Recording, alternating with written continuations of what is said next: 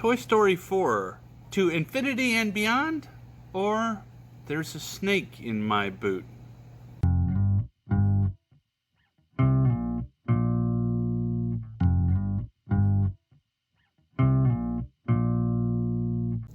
Welcome to Season 6 of Life in My Shoes. Up here, you see it.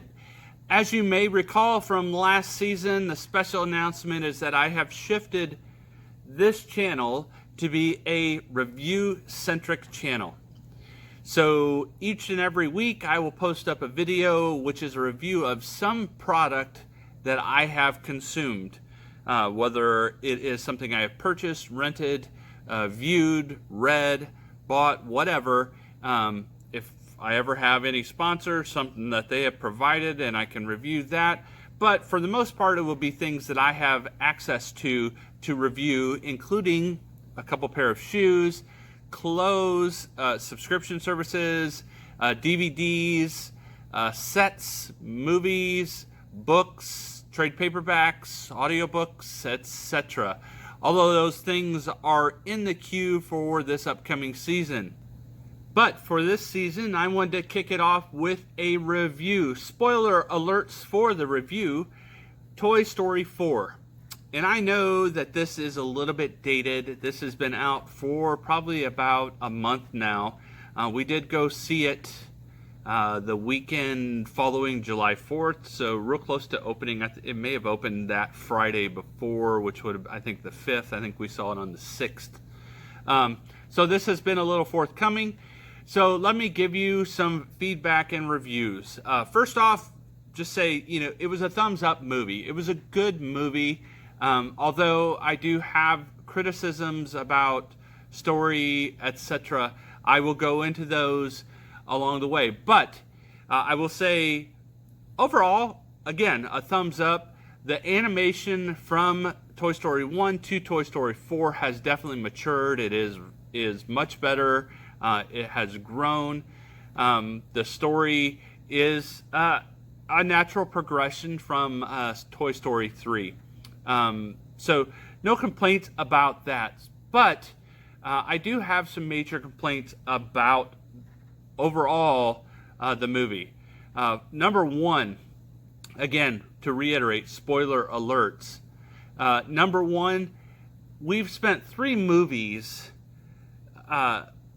talking to and emphasizing the significance of a toy belonging to a child. And that has been so ingrained. I've seen pictures of people that have gotten tattoos on the bottom of their feet to say Andy. That was such a part of the story in Toy Story 1 and 2 about being Andy's toy.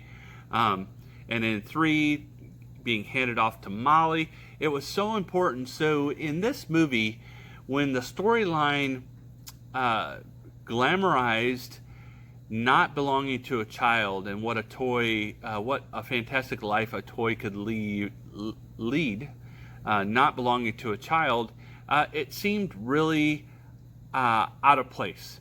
So that was like my number one chief complaint about the story.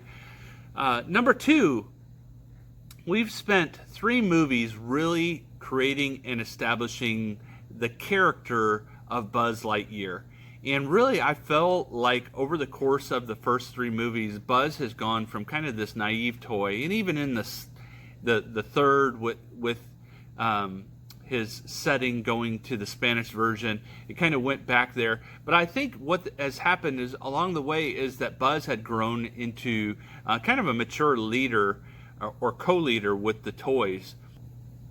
I feel like in this installment, Buzz takes a step backwards from a characterization perspective.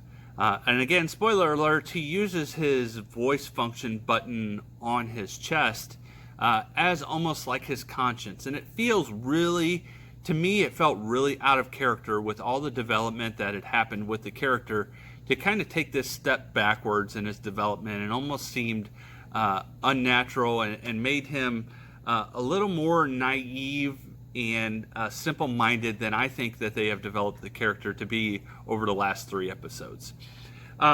Number 3, Toy Story 3 had a very, very satisfying ending. So, as a fan of the franchise, I was happy with the ending in Toy Story 3. It felt like a very natural ending to the story.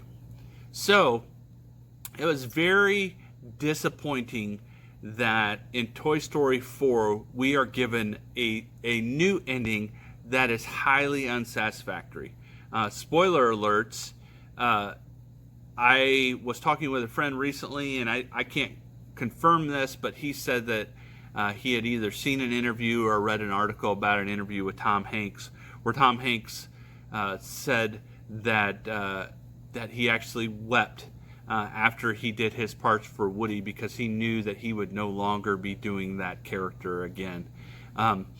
So it was a very unsatisfying ending, and it doesn't feel natural. What it does feel like is that Disney is setting the franchise up to continue to go on and on and on with sequels. And one of my complaints with Hollywood as a whole is that I feel like Hollywood has stopped producing new material and instead is regurgitating old material. We have with Disney doing the live action versions of animated movies. We have like the Ghostbusters where they did the female version of the male series originally. And then you've got things like Blade Runner that something like 30 years later they're doing a sequel. It seems illogical when there's so much new material out there that Hollywood would revisit series that maybe should have been left where they were. Blade Runner shouldn't have had a sequel. It's a fantastic movie and should have stayed that. Toy Story 3 was a great ending and it should not have had a sequel, in my opinion. And I hope that it doesn't have additional sequels. My fourth complaint is related to the overall mood of the story.